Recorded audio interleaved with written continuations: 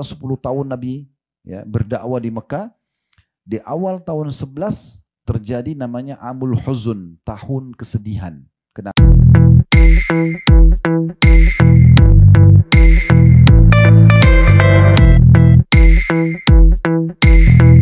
Alhamdulillah, selalu saja lisan kita memuji Allah Subhanahu wa taala atas segala nikmat yang dilimpahkan kepada kita, terutama nikmat Islam dan iman. Karena dengan Islam dan iman kita jadi mengenal Tuhan kita Allah, pencipta alam semesta ini, walaupun tidak nampak dengan mata, karena Allah Subhanahu wa taala menjadikan nikmat terbesar di surga nanti melihat kepada zatnya yang mulia. Oleh karena itu di dunia tidak akan dilihat, dan di akhirat pun yang melihatnya hanya orang-orang yang beruntung yang masuk ke dalam surga saja.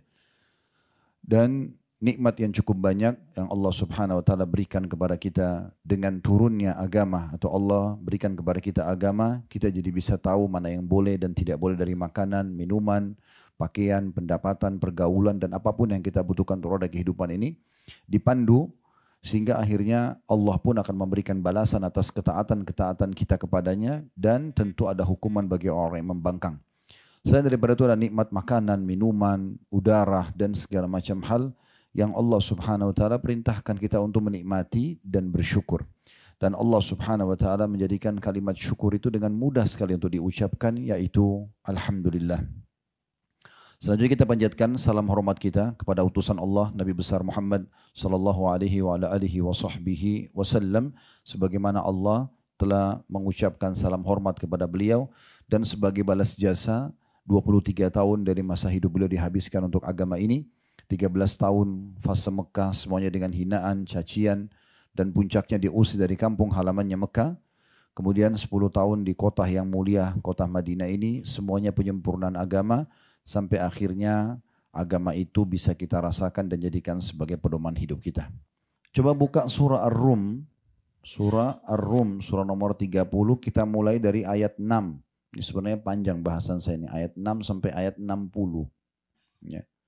Tapi kita coba aja bismillah. Jadi judul kita, janji Allah itu pasti. Ya. Baik, sambil buka nanti saya coba berikan prolognya dulu tentang bahasan kita.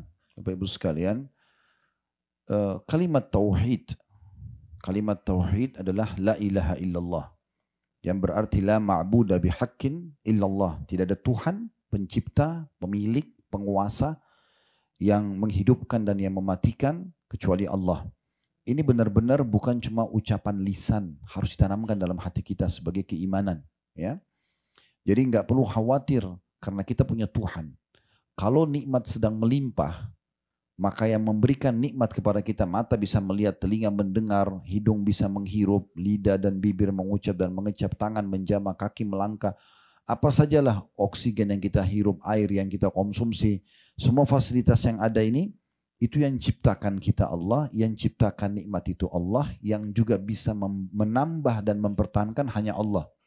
Berarti hanya mintanya kepada Allah saja. Kalau kita sedang datang ujian, yang ciptakan kita Allah, yang ciptakan ujian itu Allah, yang bisa memberikan solusi hanya Allah saja. Maka poin ini dasar sekali, pondasi dasar.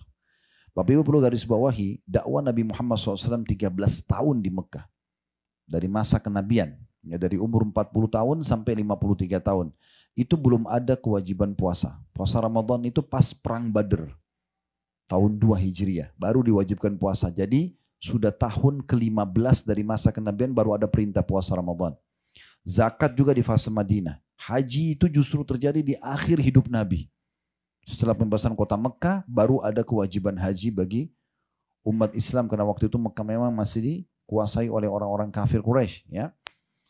Jadi satu-satunya yang diperintahkan kalau dari sisi ibadah di Mekah itu sholat saja. Itu pun sholat, kejadian Isra Mi'raj itu terjadi di tahun ke-11 dari masa kenabian.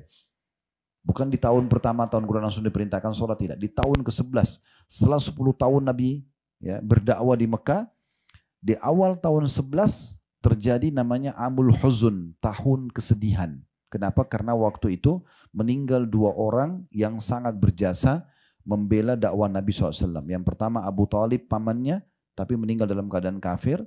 Dan yang kedua Khadijah istrinya beliau yang tercinta. Nanti insya Allah di pameran wahyu kita akan ceritakan tentang kedudukan Khadijah ini, karena ada satu ruangan nanti yang memang khusus menjelaskan tentang keutamaan beliau.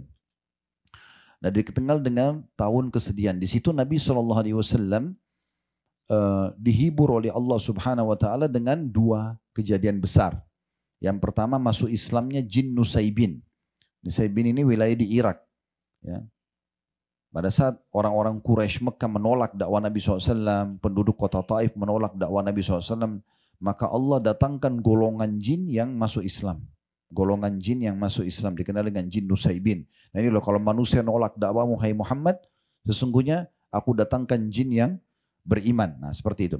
Yang kedua kejadian Isra dan Mi'raj. Itu terjadi di tahun 11 masa kenabian. Di situlah ada perintah sholat. Itu pun awal diperintahkan sholat, semua sholat yang 5 waktu itu 2-2 rakaat. Subuh 2, duhur 2, asar 2, maghrib 2, isya 2. Kapan dia berubah jumlah di kota Madinah? Subuh tetap, duhur ditambah 2, asar tambah 2, isya tambah 2, maghrib tambah 1. Itu di kota Madinah perubahannya. Jadi pertanyaannya, apa yang Nabi Muhammad SAW dakwakan di Mekah nih? Belum ada sholat, ya, sholat bahkan di akhir-akhir gitu kan. Belum ada zakat, belum ada puasa yang sering kita dengar ibadah. Itu adalah penanaman akidah atau tauhid. Ya, selalu Nabi SAW ingatkan tentang masalah tidak ada Tuhan yang menciptakan alam semesta kecuali Allah. Kenapa kalian sembah berhala-berhala ini? Patung-patung ini kalian yang ukir, kalian yang bentuk matanya, bentuk mulutnya, bentuk kakinya, tangannya, kemudian kalian berikan nama. Setelah itu kalian anggap Tuhan. Yang uniknya kalau rusak Tuhannya diperbaiki. Yang perbaikin dia. Gitu kan? Maka diingatkan, ini namanya tauhid. Tak boleh bergantung kepada selain sang pencipta Allah. Kita ini enaknya umat Islam sudah dimanjakan teman-teman sekalian. Begitu lahir, mulai bisa ngomong, orang tua kita sudah ingatkan. Tuhan kita Allah. Ya. Minta kepada Allah nak. Apalagi kalau orang tuanya Masya Allah faham agama. Dimasukkan ke sekolah agama. Kita mulai belajar Al-Quran. Ini adalah kitabullah. Kita mempelajari hadis-hadis Nabi. Ini utusan Allah. Misalnya kan. Itu kita punya panduan. Orang-orang yang tidak punya panduan mereka bingung. Ada yang sembah dewa. Ada yang sembah bintang. Ada yang sembah pohon. Ada yang di India ada yang sembah sapi. Dan sampai sekarang mereka itu tidak makan sapi karena mereka anggap Tuhannya. Coba. Karena mereka potensi tahu ada Tuhan, iya, tapi tidak terpandu. Kita sudah punya panduan. Ya, kita sudah punya, dan itu kalimat asas pondasi dasar tauhid. Bahkan kata Nabi SAW, ikrarkan dengan lisanmu, renungi dengan fikiranmu, dan yakini dengan hatimu, la ilaha illallah, Tuhanku Allah. Tidak Tuhan yang berhak disembah kecuali Allah. Kemudian istiqomahlah, artinya berpegang teguh pada perintahnya, nikmati yang dihalalkan, tinggalkan yang dilarang, maka kamu akan bahagia. Maka di situ puncaknya. Ini pondasi dasarnya. Dan memang agama kita ini pondasinya keyakinan. Keyakinan. Ya. Kalau ada yang bilang begini, Ustaz, Allah kan gaib, kita nggak bisa lihat. Bagaimana caranya kita meyakini secara rasional? Kita perlu paham. Tidak semua yang tidak nampak dengan mata itu tidak ada. Terbukti misalnya, bukankah kita rasakan rasa lapar, haus, kenyang, suka, benci, ngantuk, ya kan, sakit, rasa enggak? Tapi kita lihat enggak wujudnya? Hah? Mana jemaah Uhud ini masih hidup enggak? Pernah lihat enggak sakit itu bagaimana wujudnya? Lapar, kenyang, enggak pernah kan? Berarti ada hal-hal yang gaib tapi kita rasakan. Kan gitu. Ini cara mengimani secara akal hal-hal yang gaib. Kalau memang ada di alam kita yang gaib, karena ada Allah yang gaib tidak nampak tapi kita mengimaninya. Gitu kan? Begitu juga malaikat tidak nampak tapi kita mengimani kepada bahkan rukun iman kita. Ada syaitan yang menyesatkan manusia tidak nampak. Tapi semua itu ada fakta kalau itu ada. Contoh misalnya Allah Subhanahu wa taala. Kalau ditanya mana buktinya Allah? Baik, dari mana alam semesta ini? Ada satu fakta, contoh yang bisa jadi fakta. Saya sering sampaikan di pengajian tentang masalah tauhid. Ini dasar sekali. Banyak manusia Bapak Ibu sekalian sangat bangga, bahkan kagum ya, kagum kalau kita bahasakan, dengan seorang pelukis. Di mana pelukis itu, dia misalnya contoh, dia sama seorang pelukis pergi ke pinggir pantai. Kemudian pantai itu kebetulan di siang hari, lagi teriknya matahari, terang sekali, terlihat jernih laut tersebut. Mungkin ada ikan terlihat, ada udara yang berhembus, mungkin di situ ada burung yang terbang, ada matahari yang terasa teriknya, kemudian ada awan, ada pohon kelapa misalnya yang sedang berbuah. Lalu si pelukis ini berada di sebelah orang ini, bawa papan lukisnya 1 x 1 meter, lalu dia lukis persis seperti apa yang dilihat oleh orang ini dan si pelukis tadi. Kira-kira apa kata orang ini? Bagus banget. Bahkan lukisan yang mirip dengan aslinya itu mahal kan? Ya, bisa puluhan miliar bahkan sekian banyak harganya gitu. Ini unik ini. Mereka kagum-kagum dengan pelukis yang sebenarnya pelukis itu hanya sekedar menciplak apa yang ada di depannya. Dan uniknya lukisan ini hanya bisa dilihat saja. Sekarang lukisan itu yang dia sudah lukis ditaruh di ruang tamu misalnya. Kita cuma bisa bilang, oh ini pelukis pernah lukis tahun sekian di sini ya. Nggak bisa dirasakan apa-apa, cuma nampak. Tapi kalau ciptaan Allah ini, rasakan udaranya, dirasakan terik panasnya, dirasakan sejuk airnya, didengar kicauan burungnya, bisa dinikmati kelapa itu. Dan terus ada. Gimana manusia bisa mendustakan kalau ada pencipta ini? Bangunan ini Bapak Ibu sekalian, kira-kira masuk akal enggak? Kalau tidak ada arsitek yang gambar, tidak ada tukang-tukang dan buruh yang bekerja untuk membangunnya. Kalau pasti saya yakin 100% jawaban kita tidak mungkin. Kan gitu. Masa tiba-tiba ada hotel ini? Kan nggak mungkin. Listrik ini kalau tidak ada yang mengatur instalasinya kira-kira tiba-tiba ada? Kan nggak mungkin. Nah, bagaimana bisa ini kita bilang tidak masuk akal? Tapi alam semesta ini pergantian siang malam, pagi terbit matahari, malam terbenam matahari, pergantian musim, musim hujan, musim panas, musim dingin. Ini semua tidak ada yang pencipta yang mengatur. Gimana caranya? Coba tangkap secara akal sehat, kan tidak mungkin. Dan ada ribuan argumentasi seperti ini untuk membantah orang-orang ateis yang mengatakan tidak ada Tuhan. Kan gitu. Lalu dia dari mana sekarang? Kalau dia dari ibunya dari mana? Ibunya dari mana? Siapa yang awal nih? Mana yang awal buktikan, suruh buktikan dia. Dia nggak akan bisa buktikan. Kalau kita seorang beriman, oh Allah ciptakan Nabi Adam dari tanah, lalu Allah ciptakan dari tulang rusuknya istrinya Hawa, kemudian berkembang biaklah manusia. Diutuslah utusan-utusan Allah untuk menyampaikan sampai nanti mereka berbakti akan dapat balasan, pahala dan surga. Kemudian orang bangkang akan dekat kena hukuman dan masuk neraka. Dan surga yang dijanjikan puncak nanti di akhirat itu sudah terinci semuanya.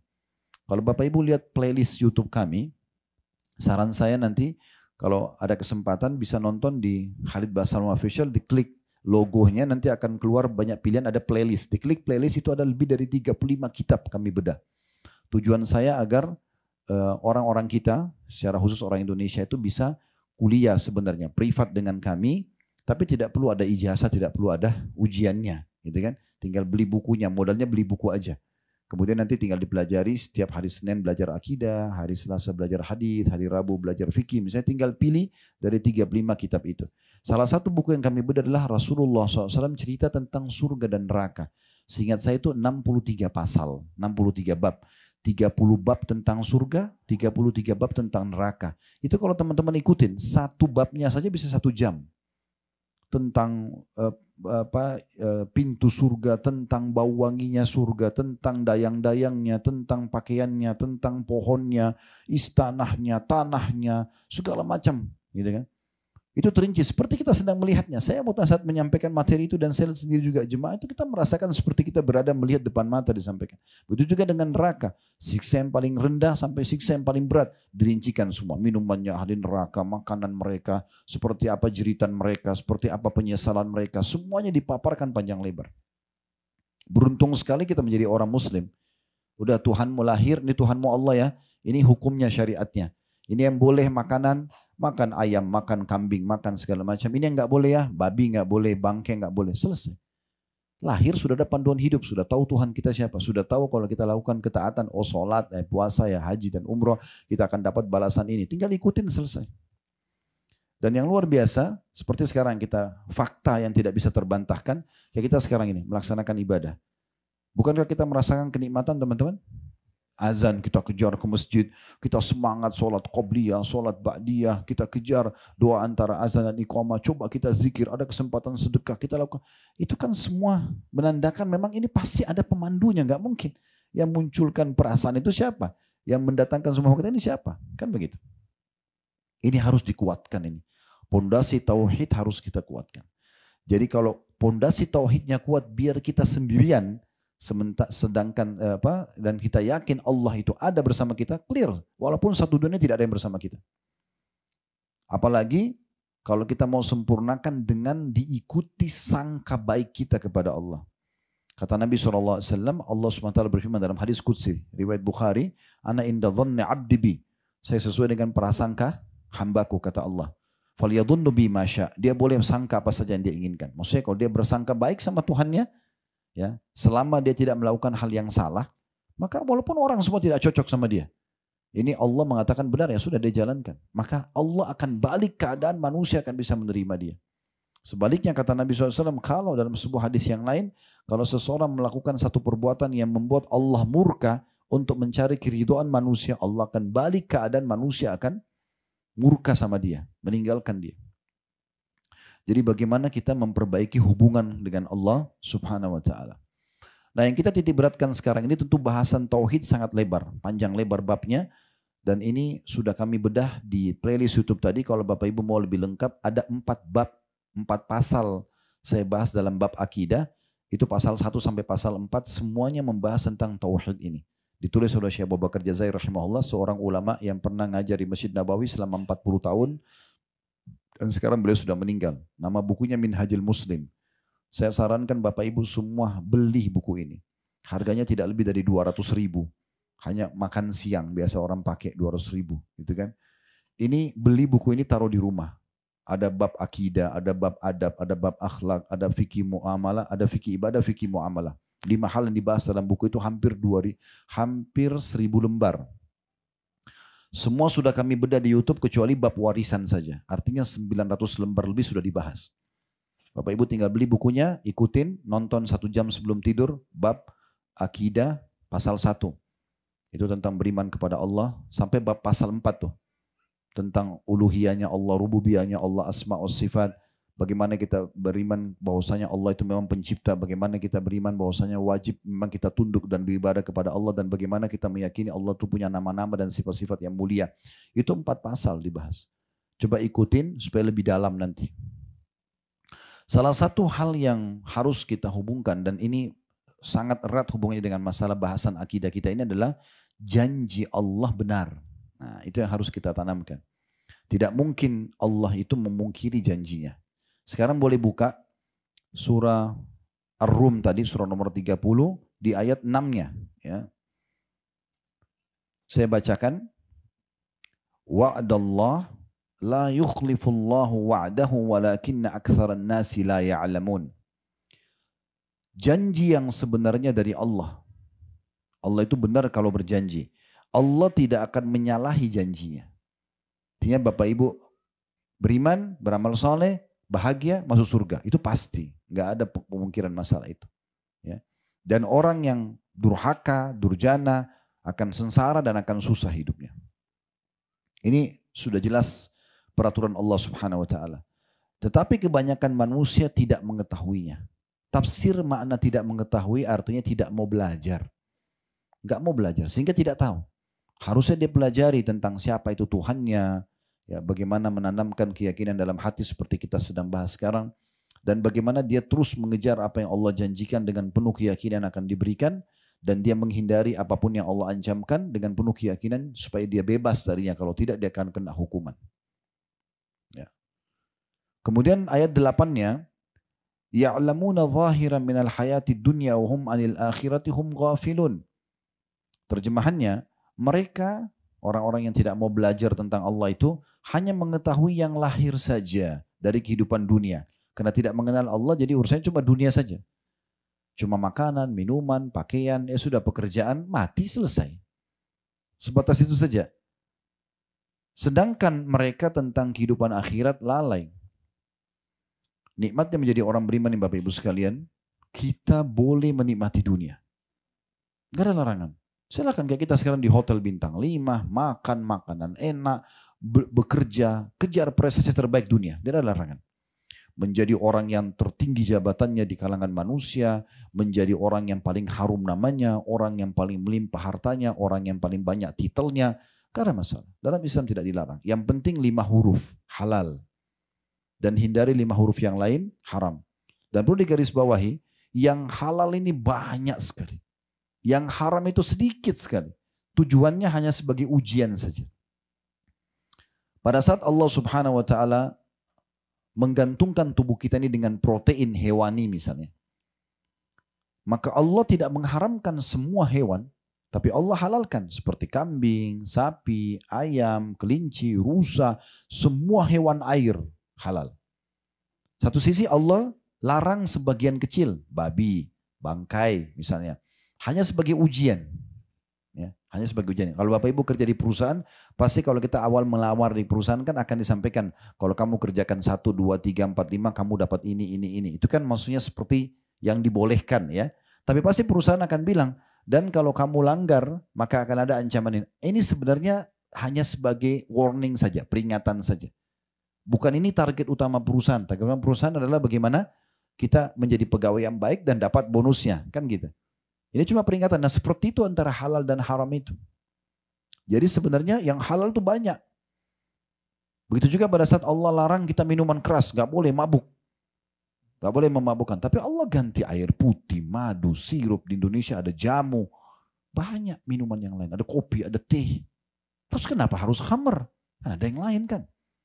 Pada saat Allah berikan kita potensi untuk suka dengan lawan jenis. Karena kalau tidak saling suka, tidak ada populasi manusia. Laki-laki harus tuangkan spermanya, perempuan harus terima sperma itu lalu bertemu dengan itu, lalu dia mengandung 9 bulan. Ini pengorbanan luar biasa. Kalau Allah tidak buat syahwat, maka pasti orang tidak mau. Tapi Allah hiasi dengan syahwat. Tapi Allah ajarkan caranya. Nikah. Yang tidak boleh zina. Kan gitu. Dua-duanya dalam biologis. Perhatikan bedanya. Kalau yang haram ini, zina, semua orang melakukan zina itu ketakutan. Dimulai dengan ketakutan, khawatir. Sehingga biologisnya nggak maksimal. Masuk hotel takut-takut gitu kan. Biologis juga takut-takut. Ini secara kejiwaan juga berpengaruh pada kualitas sperma yang merupakan bibit manusia nanti sama sel telur yang nanti kantongnya manusia itu. Mengganggu. Pada saat hamil, dua-duanya ketakutan. Ya, keluarga mereka malu, keluarganya malu, anak yang lahir nggak jelas statusnya. Kalau dalam lingkup agama Islam, anak zina ini anak haram, tidak ada penisbatan nama, nasab, tidak ada warisan antara dia sama ayahnya. Ini berat sekali. Hanya kenapa? Kena pelampiasan yang tidak boleh. Coba kalau yang halal menikah, semua orang menikah bahagia, gembira, sampai ada bahasakan mereka jadi raja pada saat itu dan jadi ratu ya. Keluarganya semua hormatin, tamu-tamu pada datang ucapkan selamat. Mereka gembira sekali. Dan pada malam pertama mereka masuk ke kamar, orang semua tahu akan terjadi biologis. Tapi nggak ada yang rasa takut, semua dengan gembira. Ya, maka kualitas sperma yang akan jadi bibit manusia, sel telur juga manusia akan jadi bagus. Biologisnya mereka bagus dan dijanjikan pahala yang besar.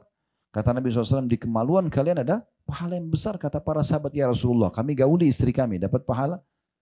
Ini sudah enak terus dapat pahala lagi. Kata Nabi SAW, kalau kalian letakkan pada yang haram, zina, dosa enggak? Maka waktu itu Nabi tanya sahabat dan tanda tanya. Tapi sahabat sudah enggak jawab lagi karena sudah tahu memang dosa itu kan.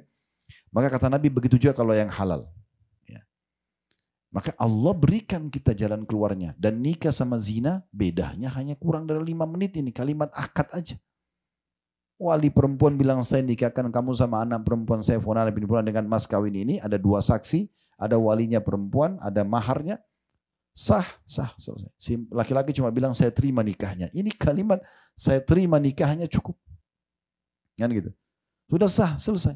Lalu kenapa harus zina? Kenapa bukan nikah? Kan gitu. Jadi Allah kasih solusi. Oleh karena itu orang yang beriman kepada Allah ini betul-betul dapat panduan hidup. Semuanya boleh. Tidak ada yang tidak. Ya, jadi yang baik-baik itu boleh semua. Yang haram itu sedikit. Hanya sekedar sebagai ujian. Gitu kan? Seperti itu. Nah selanjutnya ayat 8 sampai beberapa ayat ke depan. Allah subhanahu wa ta'ala sekarang lebih menekankan tentang masalah kenapa kalian tidak beriman kepadaku. Ini loh bukti-buktinya. Nah kita mulai ayat 8.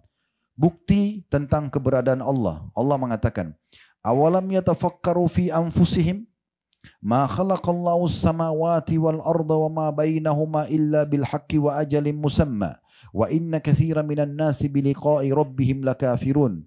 Mengapa mereka tidak memikirkan tentang kejadian diri mereka? Dari mana kita ini? Maaf, ini orang yang sudah berumah tangga pasti tahu. Udah balik, udah dewasa tahu.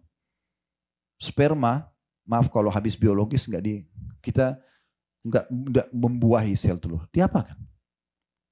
Dibuang kan? Iya, maaf kita cebok ya. Dibuang ya. Padahal itu bibit manusia loh itu. Secara medis kalau diambil sperma itu dilihat itu manusia semua itu. Miliaran jumlahnya. Itulah kita dulu tuh. Terhina sekali. Allah bilang, kau tidak pikir dirimu dari mana? Kamu ini dari mana? Terus tiba-tiba sombong, baru sarjana, baru profesor. Mana Tuhan? Enggak ada, ini terjadi begitu saja semua. Ini orang luar biasa. Allah ajak pertama sekali teguran Allah di sini, mengapa mereka tidak pikirkan tentang kejadian diri mereka? Ya. Apalagi kita waktu kecil, kita bisa apa teman-teman? Lahir, mata masih belum bisa melihat, pendengaran belum sempurna. Semua cuma tahu nangis. Bahasanya cuma nangis. Mau lagi lapar, mau jadi ngantuk, mau lagi sakit, sama saja. Lalu Allah buat kasih sayang di hati ibu kita sama ayah kita, lalu ngurus kita. Sampai disekolahkan, dipandu cara pakaian, cara jalan, segala macam. Ini ilmunya semua Allah turunkan, diberikan kepada manusia tersebut. Sayangnya setelah mulai jadi sarjana membangkang.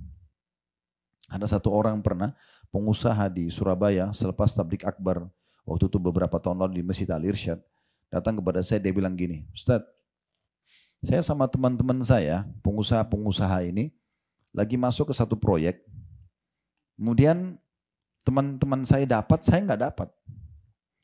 Mereka dapat, saya nggak dapat. Padahal dari sisi ibadah saya lebih baik dari mereka. Bagaimana menenangkan hati saya? Jawaban saya sederhana. Saya cuma bilang belum rezeki antum. Kalau belum rezeki antum tidak akan sampai kepada antum. Kalau rezeki antum biar antum duduk di rumah akan sampai. Pernah gak kita duduk di rumah tiba-tiba ada yang kirimin makanan? Gak pernah minta. Pernah masuk restoran ketemu teman terus ditraktir? Dibayarin, dikirimin buah, dikirimin baju, banyak sekali. Kalau sudah rezeki sampai. Sederhana. Orang yang beriman kepada Allah selalu punya jawaban dan selalu tenang. Udah sangka baik kepada Allah, ini belum rezeki saya. Saya pernah subhanallah pulang bawa makanan ke rumah. Kemudian saya letakkan untuk kami makan rame-rame gitu. Besok saya mau makan, makanan sudah habis, dimakan sama anak-anak gitu. Orang tidak paham masalah takdir, masalah iman kepada Allah, marah-marah sama anaknya, masak makanan dihabisin. Oh, kita sudah paham. Oh, sudah rezeki mereka. Enggak akan sampai ke kita. Saya pernah pulang dari Surabaya ke Jakarta waktu itu habis tablik akbar juga. Ada saya beli makanan kesukaan saya waktu itu. Kemudian saya masuk ke lounge nunggu karena naik bisnis kelas. Kemudian saya letakkan makanan itu di sebelah saya. Saya sibuk nyusun materi, buka laptop sambil nunggu pesawat jadwalnya. Karena sudah ada panggilan, saya buru-buru tutup laptop, saya pergi. Subhanallah, makanan itu saya lupa. Saya lupa makanan itu. Dan nanti di Jakarta baru saya ingat. Memang belum rezeki saya. Tidak akan jadi rezeki saya itu. Kata Nabi SAW, dalam sebuah hadis tidak akan wafat satu jiwa, kecuali akan sampai kepadanya rezeki terakhirnya. Kalau antum harus ditakdirkan Allah minum setetes air itu sebelum meninggal, antum akan minum. Akan sampai. Makanya Hasan Basri mengatakan rahimahullah tentang masalah kekuatan tauhid dalam masalah ini. Beliau mengatakan bahwasanya aku selalu senang dan tenang karena 3 hal. Yang pertama sekali beliau sebutkan adalah karena rezekiku tidak akan diambil oleh orang lain. Kalau Allah sudah takdirkan akan sampai kepada aku. Jadi tidak ada istilah oh ini orang ambil peluang saya atau apa. Memang dia yang akan dapat, bukan kita. Di saat itu masing-masing sudah punya rezeki. Baik. Ini karena cukup panjang kita coba ringkaskan. Jadi dikatakan Allah mengatakan yang ini teguran Allah yang pertama tuh ajak berpikir mengapa mereka tidak memikirkan tentang kejadian diri mereka. Allah tidak menjadikan langit dan bumi dan apa yang ada di antaranya. Semua langit dan bumi ini yang bisa nampak dengan mata kita ataupun tidak nampak. Misalnya kedalaman lautan kita tidak bisa lihat lagi atau terlalu jauh di langit sana ada bintang yang tidak bisa kita lihat. Allah mengatakan Allah tidak menjadikan langit dan bumi dan apa yang ada di antara keduanya melainkan dengan tujuan yang benar dan waktu yang sudah ditentukan. Maksudnya untuk mendatangkan keimanan kalian kepada Allah. Siapa yang mengatur semua ini? Dulu di kota Madinah ini subhanallah mudah-mudahan satu waktu mereka akan buat lagi. Di sisi kanan yang kemarin kita sempat ke kebun yang Abu Bakar dibayat, ya, Thaqifah Bani Sa'ad. Dulu di situ dekatnya ada pameran Al-Quran. Di dalamnya itu ada satu layar besar, kita bisa lihat jadi dipasang kamera, diperlihatkan kalau 10 meter dari Masjid Nabawi ada orang lagi duduk baca Quran, 10 meter itu kelihatannya seperti ini loh manusia itu. Ditarik 50 meter, sudah nggak kelihatan dia. Tinggal seperti titik, 100 meter, 1 kilometer, sampai sekian juta kilometer. Ditarik sekian manusia, bukan cuma manusia, buminya pun sudah nggak kelihatan. Sampai secara ilmu kita pernah belajar semua ilmu pengetahuan alam. Bagaimana bumi ini kalau disatukan dengan bintang-bintang ini seperti pasir semuanya. Karena banyaknya kan. Nah itu secara ilmiah pun terbukti seperti itu. Jadi semua ini Allah ciptakan dengan benar. Harus kita tahu ini ada penciptaan, ada yang mengatur semuanya. Ya. Dan dengan waktu tertentu, maksudnya akan datang nanti hari kiamat. Semua ini akan Allah musnahkan, kemudian Allah hidupkan kita di alam akhirat sana. Dan sungguhnya kebanyakan di antara manusia benar-benar ingkar akan pertemuan dengan Tuhannya. Mereka nggak mau yakin akan ada pertemuan dengan Allah nanti, akan ada hisab. Jadi mereka mau melakukan apa saja tanpa ada agama yang mengawasinya. Ayat 9-nya, ini fakta yang kedua yang Allah ajak kita berfikir tentang keberadaannya. Awalam yasiru fil ardi fayanzuru kaifa kana akibatul ladzina min qablihim kanu ashadda minhum quwwatan wa atharul arda wa amaruha aktsara mimma amaruha wa ja'atuhum rusuluhum bil bayyinat fama kana Allahu liyadhlimahum walakin kanu anfusahum yadhlimun. Apakah mereka tidak mengadakan perjalanan di muka bumi dan memperhatikan bagaimana akibat yang diderita oleh orang-orang sebelum mereka? Nah ini contoh, kalau dari sini ada 4 jam dari kota Madinah namanya Madain Saleh. Ya, saya lihat ada beberapa teman-teman kita yang bermain di media di Indonesia, mereka ke sana terus mereka angkat di medsos mereka ya. Dikenal juga dengan Al-Ula, tapi ini wilayah sebenarnya sarannya para ulama untuk tidak datang secara khusus ke sana kecuali kita kebetulan lewat ya. Tempatnya kaum Thamud, kaumnya Nabi Saleh Allah binasakan. Nah itu ada faktanya. Bagaimana di situ ada lokasi yang sangat besar. Mereka memahat gunung-gunung dan itu peninggalan rumah-rumah mereka. Yang dulu Nabi Saleh punya unta yang mereka minta dikeluarkan dari gunung batu. Ya, kemudian mereka bunuh unta itu. Nah ini Allah binasakan mereka. Nah itu ada faktanya. Di Jordania, ya kalau satu waktu insya Allah ke Palestina, biasanya kita melewati Laut Mati. Nah Laut Mati ini itu diyakini oleh para ahli sejarah tempatnya kaum Lut disiksa. Yang mereka lakukan homoseksual, lalu Allah angkat negeri mereka. Ada 10 perkampungan, itu diangkat oleh Allah lalu dibalik. Karena mereka tidak mau mendengar Nabi Lut alaihissalam. Cukup banyak gitu kan. Fakta-fakta berhubungan dengan masalah. Allah suruh melihat. Kalau kita searching di Google juga peninggalan Raja Namrud di Babilonia. Yang binasa yang sempat mau membakar Nabi Ibrahim di api tapi tidak berhasil. Fir'aun di Mesir. Sampai sekarang kita bisa lihat muminya. Kami pernah buat paket umroh plus Mesir, itu masuk ke museumnya di Kairo, itu sampai ke sebelahnya muminya itu, sampai ada satu jemaah tanya saya, Ustaz ini Fir'aun yang ngaku Tuhan itu. Saya bilang, ya ini nih. Allah selamatkan jasadnya sebagaimana Allah sebutkan dalam Al-Quran untuk menjadi tanda-tanda kebesaran Allah di muka bumi. Allah suruh lihat kita itu, lihat ini fakta-faktanya. Ada orang-orang sebelum kalian yang membangkang tentang keberadaan Allah, maka Allah bilang, lihat bagaimana akhir kesudahan mereka. Allah bilang orang-orang itu bahkan yang telah meninggal sebelum kalian lebih kuat daripada kalian, gitu kan? Dan telah mengelola bumi serta memakmurkannya lebih baik dari apa yang telah mereka makmurkan. Dan telah datang kepada mereka rasul-rasul mereka dengan membawa bukti-bukti yang nyata, mukjizat, kitab-kitab. Maka Allah sekali-kali tidak berbuat zalim kepada mereka, akan tapi mereka lah yang berbuat zalim kepada diri mereka sendiri. Maksudnya orang-orang yang tidak mau beriman sama Allah, akhirnya tidak punya panduan hidup, tidak tahu siapa Tuhannya, tidak tahu mana yang boleh dan mana yang tidak boleh dari kehidupan ini, maka mereka menzalimi diri mereka sendiri. Ayat 10-nya, "Tsumma kana 'aqibatal ladzina asa'u su'a an kadzabu bi ayatillahi wa kanu biha yastahzi'un." Kemudian akibat orang-orang yang mengerjakan kejahatan adalah azab yang lebih buruk. Diganggu di dunia dan di akhirat juga terganggu di dunia dengan hukuman-hukuman dan di akhirat juga akan ada hukuman yang lebih berat. Karena mereka mendustakan ayat-ayat Allah dan mereka selalu memperolok-oloknya. Ayat 11-nya, Allahu yabda'ul khalqa thumma yu'idu thumma ilaihi turja'un. Ketahuilah Allah Tuhan kalian yang menciptakan manusia dari permulaan. Sperma sama sel telur ketemu. Kemudian mulailah menjadi 40 hari, dalam hadis dikatakan dalam bentuk sperma, 40 hari lagi dalam bentuk gumpalan darah, 40 hari lagi kemudian dalam bentuk gumpalan daging. Ya, kemudian baru mulailah terbentuk tulang-tulang kita ini. Allah mengatakan Allah menciptakan manusia dari permulaan, kemudian mengembalikan atau menghidupkannya nanti lagi, hari kebangkitan di hari kiamat. Kemudian kepadanya lah kalian semua akan dikembalikan. Nah, ini butuh keyakinan bahwasanya kita akan kembali kepada Allah Subhanahu wa taala. Memang sebagaimana sebagian ulama mengatakan Allah menciptakan Adam dan dimasukkan ke dalam surga awalnya agar semuanya turunannya masuk ke dalam surga.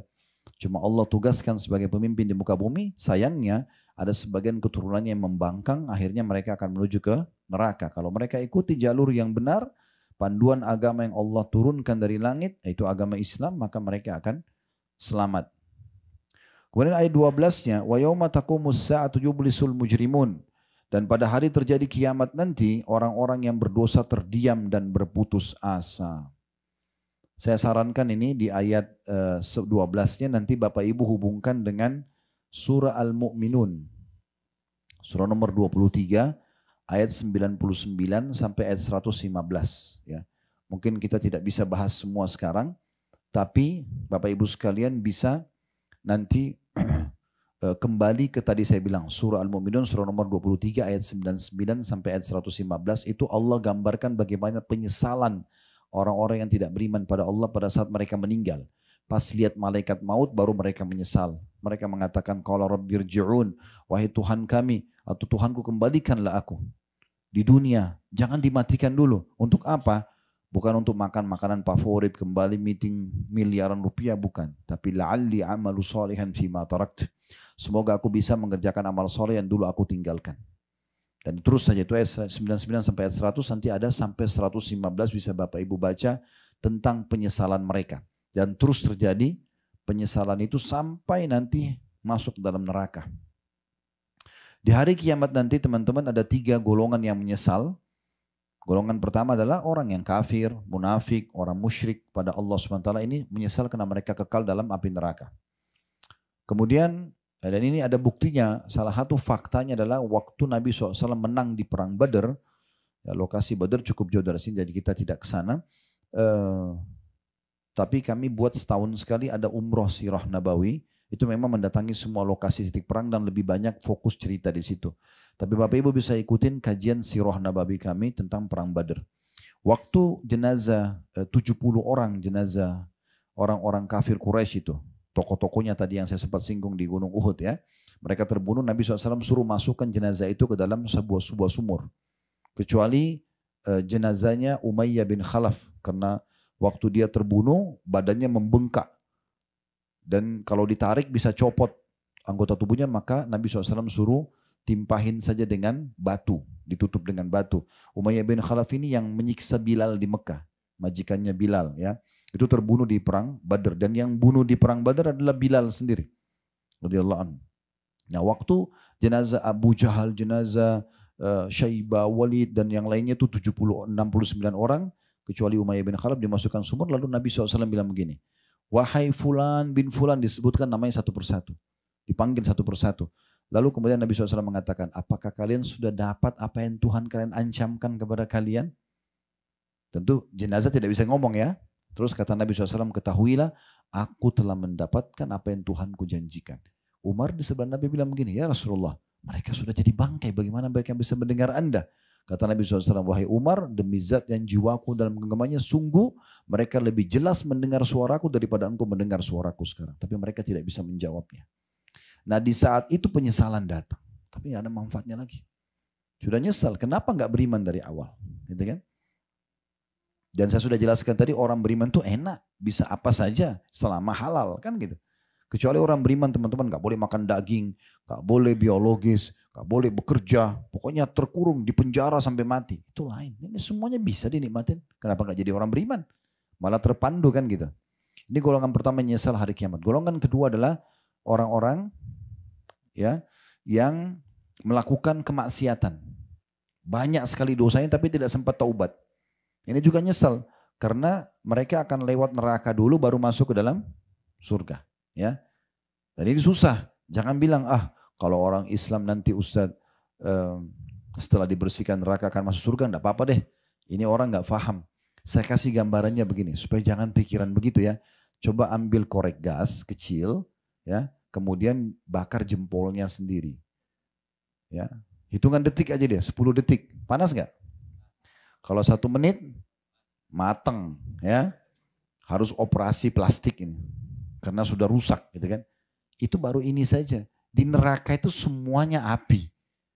Allah gambarkan tentang neraka. Tadi saya bilang kalau lihat buku yang saya bedah Rasulullah cerita surga neraka itu, api itu dari semua penjuru. Jadi di kiri, di kanan, di atas, di bawah semuanya api.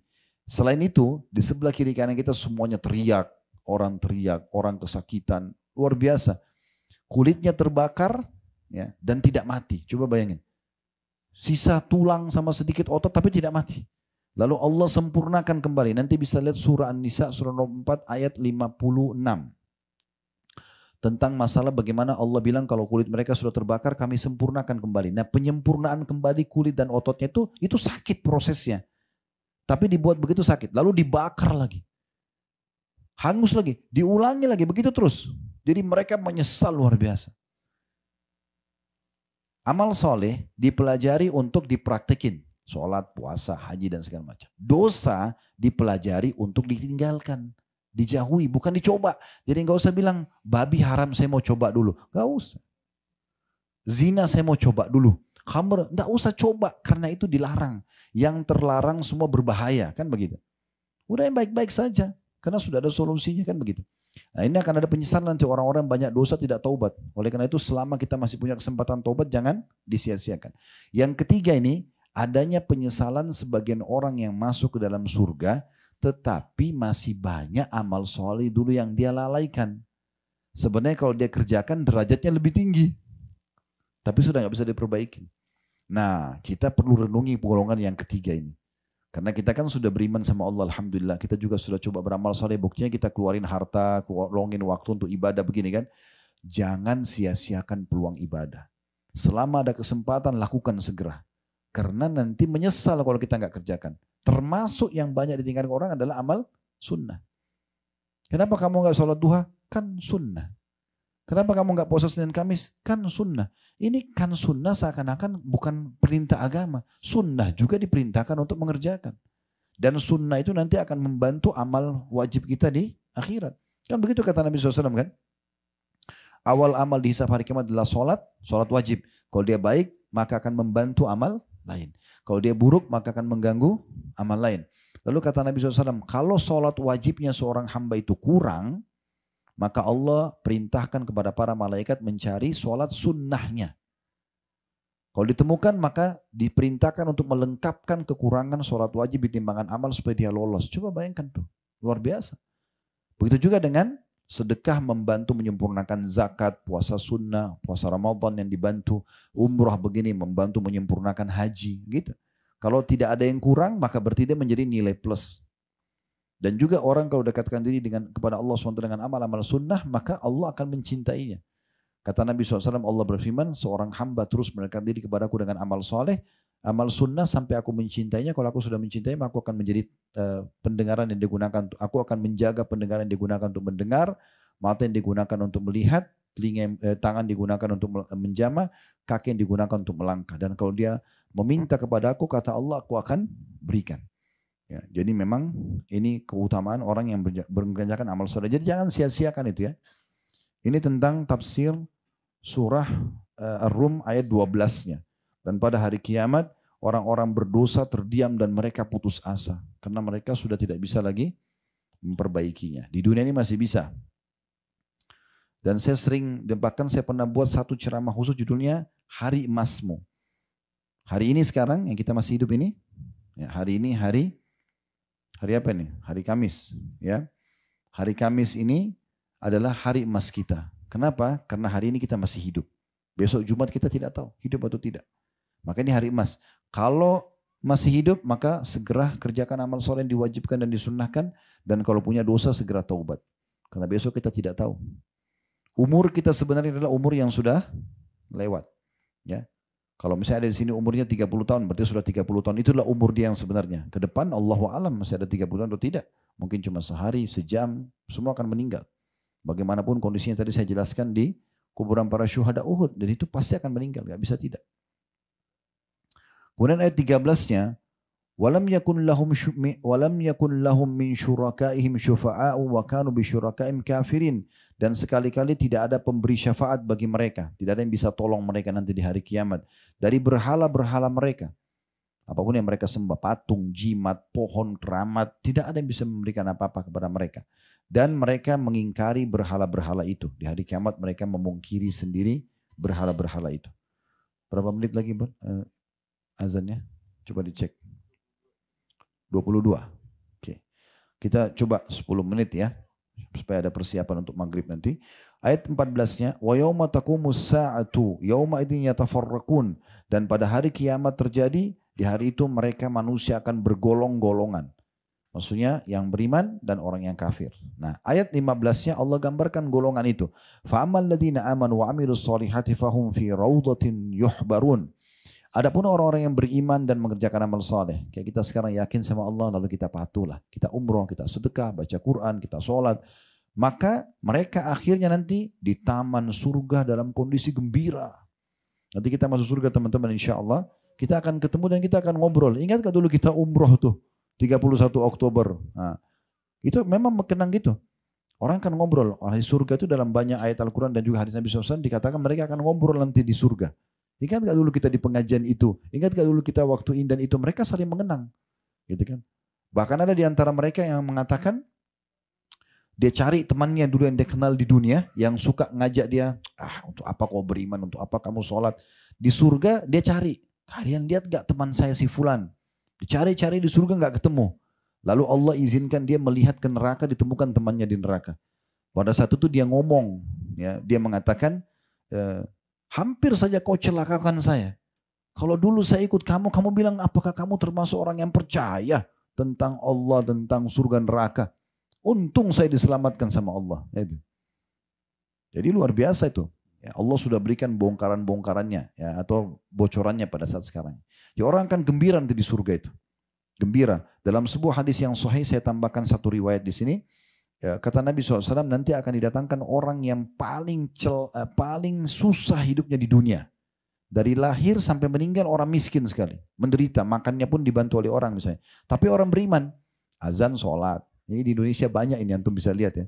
Saya kadang-kadang kalau pulang pengajian, atau lagi mau menuju ke pengajian, azan saya mampir ke masjid. Yang mampir di masjid tukang bakso, penjual gorengan, yang lewat mobil Alphard Mercy, tidak ada yang mampir sholat. Ya. Ini orang-orang tetap jaga, keluarin dari gerobaknya sarungnya, sholat, Masya Allah, berdoa, lalu jualan lagi. Apa kata Nabi SAW? Didatangkan nanti hari kiamat orang yang paling susah dunia tapi orang beriman. Dicelupkan satu celupan di surga, masuk dikeluarin lagi. Ditanya, kamu pernah menderita enggak selama ini? Pernah enggak kamu rasa kesusahan? Dia bilang, demi Allah enggak pernah. Hilang semua itu dengan satu celupan. Bagaimana orang yang khalidina fiha, kekal selama di dalamnya? Luar biasa.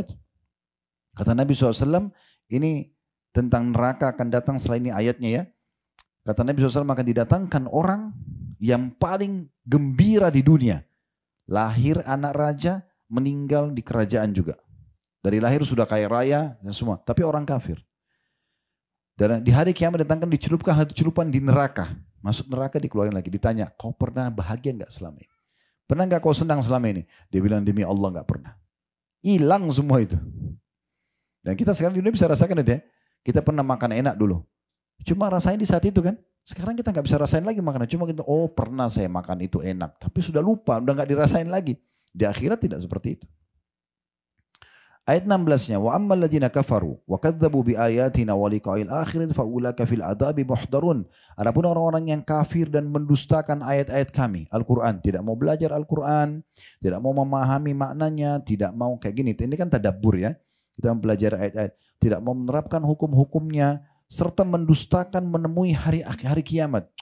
Mana bisa ada surga neraka itu? Mana ada hari hisab? Dia enggak mau, dia pungkiri. Allah mengatakan maka mereka tetap berada dalam siksa neraka nantinya. Ini siksa neraka berat. Jangan coba-coba ya. Dan perlu Bapak Ibu garis bawahi, surga sudah ada, neraka sudah ada sebelum manusia diciptakan. Bukan kita semua ini. Nabi Adam sebelum diciptakan ayah kita dan ibu kita Hawa, sudah ada surga dan neraka. Sudah ada dari dulu. Dan sampai hari ini kita bisa merasakan interaksi dengan surga dan neraka. Karena kata Nabi SAW, jangan kalian menghina ya, demam itu. Ya. Karena dia akan menggugurkan dosa-dosa sebagaimana gugurnya daun-daun pohon. Gitu kan? Dalam riwayat lain beliau mengatakan, sesungguhnya demam itu adalah tiupan panasnya api neraka. Dinginkanlah dengan air. Demam yang kita rasakan, tidak ada manusia yang nggak merasa demam kan? Pasti semua pernah. Nah itu salah satu tiupan api neraka itu. Dan kata Nabi SAW, tidak ada seorang hamba yang berlindung kepada Allah dari api neraka sehari 7 kali, kecuali neraka akan langsung merespon mengatakan, ya Allah, jauhkan dia dari aku karena dia memohon berlindung kepadamu agar dijauhkan dari aku. Dan tidak ada seorang hamba yang meminta surga kepada Allah 7 kali dalam sehari, kecuali surga akan mengatakan, ya Allah, masukkan dia ke dalamku, karena sesungguhnya ya dia telah memohon agar dimasukkan ke dalamku. Dan Nabi SAW pernah melihat jenazah seorang sahabat. Ini kejadiannya di Khaybar. Waktu Nabi SAW setelah perang Khandak tadi yang kita sedikit ceritakan, ada perang Khaybar sekitar 175 kilo atau 180 kilo dari sini. Ini kalau di Umrah Sirah Nabawi kita memang ke lokasi benteng-benteng Yahudi di sana yang direbut oleh kaum muslimin dan menceritakan di lokasi ya. Tapi itu butuh waktu memang. Kita bisa seharian penuh gitu kan dalam perjalanan. Yang jelas waktu Nabi SAW mengepung benteng Khaybar ada 9 benteng. Benteng pertama waktu ditaklukkan namanya benteng Naim. Setelah 40 hari Nabi SAW kepung 40-42 hari. Rupanya ada satu orang Arab Badui. Dia saksikan peperangan dari jauh. Dan dia kagum melihat umat Islam. Dan dia karena umat Islam ini para sahabat baca Quran dalam bahasa Arab. Dia orang Arab, dia ngerti. Jadi selama 40 hari tiap hari didengarin sama dia. Dia lihat peperangan ini. Ternyata umat Islam ini saling berbagi, saling berkasih. Peperangan juga kalau ada musuh yang terbunuh mereka tidak ada mutilasi. Nggak ada kejahatan mereka. Mereka perang iya. Akhirnya dia datang kepada satu sahabat, dia mengatakan, kalian ini agama apa? Dari mana asal kalian? Ceritakan kami agama Islam, kami dari kota Madinah dan segala macam. Setelah diceritakan panjang lebar tentang Islam, dia tertarik, dia bilang saya mau masuk agama kalian. Kata sahabat ini, kamu ke depan aja sana. Ada Nabi. Langsung aja masuk Islam di tangannya. Datanglah orang ini. Nabi SAW lagi bagi-bagi harta rampasan perang karena benteng pertama Yahudi sudah takluk. Maka kata orang ini, ya Rasulullah saya mau masuk Islam. Pandulah setelah syahadat. Lalu kata Nabi SAW kepada sahabat yang kumpulin harta rampasan perang, kasih juga orang ini. Karena dia masuk Islam pas lagi pembagian harta rampasan perang. Jadi ini keluar sebuah hukum sendiri kalau kita memberikan juga bagian kepada orang yang baru masuk Islam. Subhanallah pada saat itu, orang ini mengatakan begini, ya Rasulullah, saya masuk Islam bukan karena harta. Saya masuk Islam ini karena saya mengejar apa yang sahabat Anda kejar. Sahabat Anda menceritakan, mereka keluar dari Madinah tidak berharap pulang ke rumah mereka lagi. Mereka mau terbunuh di medan perang supaya mereka masuk surga. Saya mau begitu. Lalu dia tunjuk begini, ya Rasulullah saya berharap dari benteng Yahudi yang akan Anda serang lagi setelah ini. Karena benteng kedua mau diserang oleh Nabi kan. Ada anak panah Yahudi yang keluar, kena di sini. Dia tunjuk dada kirinya, tembus di sini. Lalu saya mati syahid. Kata Nabi SAW, kalau kau jujur Allah akan kasih. Kalau kau tulus minta itu Allah akan kasih. Subhanallah, gak lama kemudian mulailah berkecamuk perang pengepungan benteng kedua dan sistem orang Yahudi di Khaybar waktu itu, mereka takut bertemu dengan umat Islam, mereka cuma lempar anak panah dari dalam benteng. Yang pertama kena anak panah orang yang baru masuk Islam ini. Dan anak panahnya kena di titik yang dia tunjuk tadi. Betul kena situ, tembus itu dan mati orang ini. Waktu Nabi SAW lihat, Nabi mengatakan, apakah orang ini tadi yang masuk Islam? Kata para sahabat, ya Rasulullah. Kata Nabi SAW, Maha Suci Allah yang telah membenarkan janjinya. Ya, siapa yang mau lihat penghuni surga yang belum pernah sujud sekalipun, lihat orang ini. Lalu Nabi bilang, ini perkataan yang saya ingin sampaikan. Kata Nabi SAW, ketahuilah, surga itu lebih dekat dengan seseorang di antara kalian daripada tali sendal kalian sendiri. Tinggal beriman, amal soleh, mati masuk surga. Gitu kan? Dan ketahuilah neraka juga lebih dekat kepada seorang dari kalian daripada tali sendalnya sendiri. Dia zina, dia riba, dia membunuh, dia mati masuk neraka. Selesai. Waktunya sebentar. Oleh karena itu teman-teman sekalian harus kita perhatikan baik-baik masalah ini tentunya. Baik, saya mungkin tutup hanya sampai di ayat 19 maaf. Bila Allah SWT mudahkan nanti ada pengajian di Mekah, kita akan lanjutkan. Karena ini cukup panjang sampai ayat 60 ya. Di ayat 17-nya Allah SWT mengatakan, Fasubhanallahi hina tumsuna hina tusbihun. Maka bertasbihlah kepada Allah yang telah menurunkan ayat Al-Quran kepada kalian, memperkenalkan tentang dirinya, dan kalian akhirnya punya panduan hidup. Bertasbih kepada Allah di waktu kalian berada di petang hari, kayak kita sore begini, biasanya kita kenal dengan zikir petang ya. Dan juga di waktu kalian berada di pagi hari atau subuh. Lalu ayat 18-nya walahul hamdu fis samawati wa ardi wa asyiyan wa hina tudhirun, dan baginya lah, n-nya besar kata ganti Allah, segala puji di langit dan di bumi, dan di waktu kamu berada pada petang hari, dan di waktu kamu berada di waktu duhur. Maksudnya semua di langit dan di bumi ini bertasbih kepada Allah, cuma kita tidak mendengar tasbihnya ya. Lalu ayat 19 yang terakhir kita bahas, yukhrijul hayya minal mayyiti wa yukhrijul mayyita minal hayy wa yuhyil arda ba'da mautiha wa kadzalika tukhrajun. Ketahuilah Allah itu, dia-nya besar kata ganti Allah, dia mengeluarkan yang hidup dari yang mati. Dan mengeluarkan yang mati dari yang hidup. Dan menghidupkan bumi sesudah matinya. Dan seperti itulah kamu akan dikeluarkan dari kubur nanti. Lihat telur ya. Kan telur biasa kita tiap hari lihat keluar dari ayam. Ya. Kalau kita pecahin, kita goreng, kita bisa makan kan gitu. Tapi kalau kita biarkan pernah oleh induk ayam, jadi anak ayam enggak? Kan dari sesuatu yang seperti manusia anggap mati, tapi ini bisa hidup gitu kan. Atau mungkin pohon yang sudah mati, tapi tumbuh ada pohon baru dari pohon tersebut kecil misalnya. Nah siapa yang membuat semua itu? Itu kan kuasa Allah SWT. Maka Allah memperkenalkan dirinya. Dia yang mengerjakan atau melakukan semua itu. Ini termasuk tanda-tanda kekuatan kita atau penjelasan tentang masalah tauhid kita kepada Allah Subhanahu Wa Taala. Nah ayat 20, ayat 21 semua ini adalah kalau Bapak Ibu baca terjemahannya langsung saja ya. Dan di antara tanda-tanda kekuasaannya. Ayat 20. Terus disebutkanlah tentang kamu diciptakan dari tanah. Ayat 21 dan di antara tanda-tanda kekuasaannya. Dia menciptakan untukmu istri-istri atau pasanganmu. Itu ayat 21. Ayat 22. Dan di antara tanda-tanda kekuasaannya. Dia menciptakan langit dan bumi. Ayat 23-nya. Dan di antara tanda-tanda kekuasaannya. Tidurmu di malam hari. Di ayat 24-nya. Dan di antara tanda kekuasaannya. Dia memperlihatkan kepadamu kilat untuk menimbulkan rasa takut. Di ayat 25-nya. Dan di antara tanda kebesarannya. Ya, kekuasaannya. Dia yang berdirinya langit dan bumi dengan iradatnya. Artinya ada semua ini. Ya. Terus begitu Allah Subhanahu Wa Taala ingatkan kita di ayat ini, ayat demi ayat sampai nanti ayat 60-nya. Dan insya Allah nanti ke depannya dengan izin Allah SWT, semoga Allah mudahkan kita akan lanjutkan nanti di Mekah ya, dengan izin Allah SWT. Baik, nanti kita akan tutup dengan ayat 60. Kalau misalnya Allah tidak berikan kita izin untuk ta'lim di Mekah, maka saya sampaikan sekarang pada penutup ayat 60-nya ya. Ini pesan terakhir Allah di surah Ar-Rum ini. Setelah menjelaskan panjang lebar tentang memperkenalkan dirinya siapa supaya kita beriman kepada dan patuh. Allah mengatakan fasbir inna wa'dallahi haqq wa la yastakhifannaka alladhina la yuqinun. Maka bersabarlah kamu hai Muhammad dan semua orang-orang beriman. Sabar dalam mengerjakan ketaatan, sabar dalam ujian ya. Karena sesungguhnya kata Allah janji Allah itu benar.